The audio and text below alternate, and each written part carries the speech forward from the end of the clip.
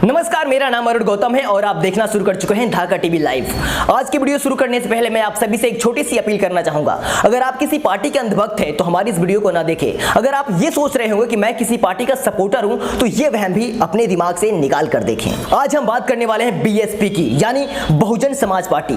बहुत सारे लोगों के दिल में एक मरोड़ सी हो रही है, एक टीस उठ रही है कि बहुजन समाज पार्टी में ब्राह्मणों का वर्चस्व बढ़ गया है, ब्राह्मणों ने कब्जा कर लिया है। अगर आपके भी मन में ऐसा वहम है कि बसपा में ब्राह्मणों का वर्चस्व बढ़ गया है, अब बसपा मिशन से भटक गई है, बसपा अपने महापुरुषों की विचारधारा को छोड़ दिया है, तो आइए शुरू करते हैं और आपके इस वहम को दूर करने की कोशिश करते हैं। इस वीडियो में सबसे पहला सवाल उठता है हमारे समाज के लोगों से कि बहन जी बना बनाया खा रही हैं। बहन जी ने कांसीराम जी के जो संघर्ष किया था उसी का परिणाम है, बहन जी बना बनाया खा रही है। बहन जी ने संघर्ष किया ही क्या है, उनको तो बना बनाया मिल गया है। खास तौर पे हमारे चंद्रशेखर भाई ऐसा बोलते हैं कि बहन जी को बना बनाया मिल गया है।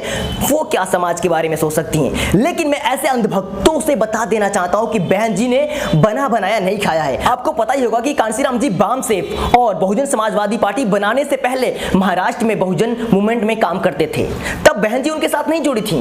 लेकिन जब उन्होंने बामसेफ की स्थापना की, बहुजन समाजवादी पार्टी की स्थापना की, तब इन दोनों वक्त बहन जी मौजूद थी। यानी शुरू से जब बामसेफ की स्थापना हुई तब भी बहन जी मौजूद थी, जब बीएसपी की स्थापना हुई तब भी बहन जी मौजूद थी। तो आप कैसे कह सकते हैं कि बहन जी बना बनाया खा रही हैं? गलत, बिल्कुल ये गलत है, क्योंकि बहन जी शुरू से साथ में, तो ये नहीं कह सकते कि बहन जी बना बनाया खा रही हैं, बल्कि बहन जी भी कांसीराम जी के संघर्ष से पहले दिन से उनके साथ हैं। जब से बामसेफ और बीएसपी की स्थापना हुई उस दिन से बहन जी कांसीराम के साथ हैं। तो ये बात कहना बिल्कुल ही गलत है कि बहन जी बना बनाया खा रही हैं। कुछ लोगों का ये भी मानना होता है कि बहन जी ब्राह्मणों को राज्यसभा भेज देती हैं। अरे भाई क्या करें, मजबूरी है भेजना। अगर हमारे दलित समाज के लोगों को राज्यसभा भेजा जाए तो वो क्या करेंगे? देखिए, मैं आपको एक वीडियो दिखाता हूं। पहले जो करती है कांग्रेस और विरोधी दलों पर वार, वो है मोदी सरकार। जो करती है कांग्रेस और विरोधी दलों पर वार, वो है मोदी सरकार। मोदी जी के लिए 224 में खुल जाएगा सत्ता का द्वार। कांग्रेस और विरोधी दल वाले रोज बोल रहे हाय हाय, लेकिन नरेंद्र मोदी जी दे रहे सबको सामाजिक न्याय। 2024 में जनता करेगी आपको बाय बाय।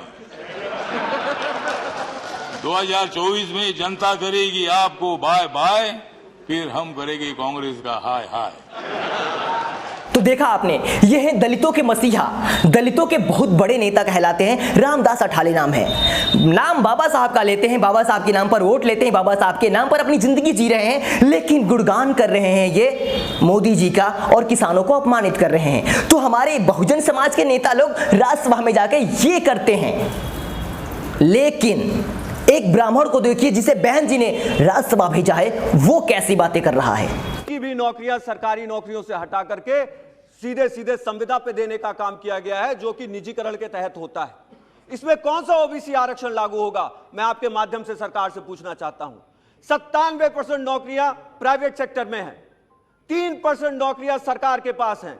इन 30% नौकरियों को भी आप घटा करके सीधे सीधे निजीकरण करके उनको आप संविदा पे देने का काम कर रहे हैं, और ढिंडोरा पीट करके संविधान में संशोधन ला करके आप जनता को एक बार पुनः गुमराह करने का काम कर रहे हो। ये प्रयास कर रहे हैं कि जनता फिर से आपके झांसे में आ जाए, और चाहे उत्तर प्रदेश का चुनाव हो या किसी और प्रदेश प्रांत में चुनाव हो रहा हो, वहां पे आप फिर से इनको कंफ्यूजन में ला करके इनके वोट को लेने का प्रयास करने का काम करते हैं। लेकिन मान्यवर, आपके माध्यम से मैं इस देश को जरूर बताना चाहूंगा कि सिर्फ और सिर्फ ये सरकार सिर्फ गुमराह करने का काम करती है। ये किसी भी वर्ग के साथ और किसी भी समाज में समता मूलक समाज की स्थापना करने के पक्षधर ये बिल्कुल भी नहीं है। ये अगर चाहते हैं तो सिर्फ और सिर्फ विभाजन की राजनीति करना चाहते हैं मान्यवर, और ये अत्यंत ही दुखदायक है और बहुत ही चिंताजनक है। मैं यहां पे ये भी कहना चाहूंगा कि एक तरफ ये कहते हैं कि इन्होंने आर्थिक रूप से पिछड़े श्रवण समाज के लोगों को भी आरक्षण देने का काम किया है। मैं पूछना चाहता हूं कि आप एक तरफ ये ढिंडोरा तो जरूर पीट देते हैं, लेकिन आरक्षण को लेकर के जहां पे नौकरियां कम हो रही हैं, वहां पे जिन लोगों को नौकरियां मिलनी चाहिए, जब वहां पे नौकरियां कम होती चली जाएंगी तो इन लोगों को आरक्षण कहां से मिलेगा?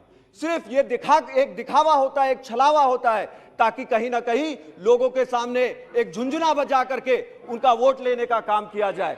तो देखा आपने, ये है रितेश पांडे जो हमारे अधिकारों की बात कर रहे हैं, लेकिन वहीं पर रामदास अठावले जो हमारे बहुजन समाज का नेता है, जो रात दिन बाबा साहब का नाम लेता है, वो राज्यसभा में जाके मोदी की तारीफ कर रहा है और किसानों को अपमानित कर रहा है। भोसड़ी वाले तुम लोगों को वहां पे जो करने के लिए भेजा गया है क्या?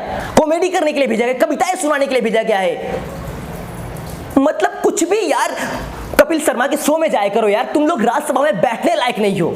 तो अभी तक आप समझ गए होंगे कि बहन जी क्यों ऐसे लोगों का भरोसा नहीं करती हैं। कांसीराम जी ने भी कहा था कि हमारी दुश्मनी ब्राह्मण से नहीं बल्कि ब्राह्मणवाद से है। हमारी लड़ाई विचारों की है, जिसके विचार बदल गए वो हमारा है, जिसका विचार हमसे विपरीत है वो हमारे घर में पैदा क्यों ना हुआ वो हमारा नहीं हो सकता है।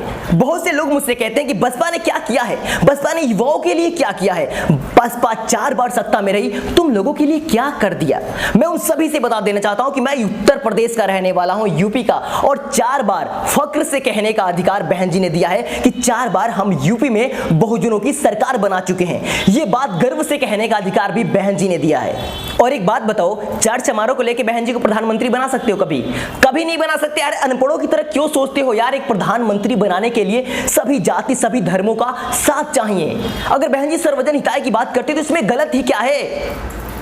बाबा साहब के हाथों में कलम थी, वो चाहे होते ना तो सब कुछ बदल दिए होते, लेकिन उन्होंने ऐसा नहीं किया क्योंकि वो सबके बारे में सोच रहे थे। जब भी एक महान पुरुष बन जाता है, जो कोई भी एक उच्च कोटि का बन जाता है, तो वो सबके बारे में सोचता है, तब उसकी जाति धर्म मिट जाती है। वो सिर्फ अपनी जाति धर्म के बारे में नहीं सोचता है, वो समाज के बारे में सोचता है, क्योंकि वो सर्व समाज का नेता बनता है।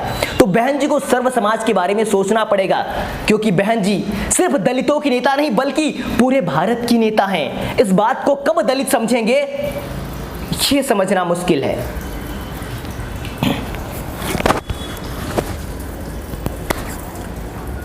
तो बस आज के लिए इतना ही काफी है, फिर मिलेंगे आपसे अगली वीडियो में। हमारी बातों से अगर आपके दिल को कष्ट पहुंचा हो तो हमें माफ करना। अगर आपके मन में हमारे प्रति कोई राय या विचार हो तो कमेंट बॉक्स में हमें जरूर बताना। मैं आपके सारे कमेंट पढ़ता हूं। फिर मिलेंगे आपसे अगली वीडियो में। अगर आपने धाकड़ टीवी लाइव को सब्सक्राइब ना किया हो तो सब्सक्राइब भी कर देना, और धाकड़ टीवी को और भी धाकड़ बनाना चाहते हो तो हमें आर्थिक मदद कर सकते हैं।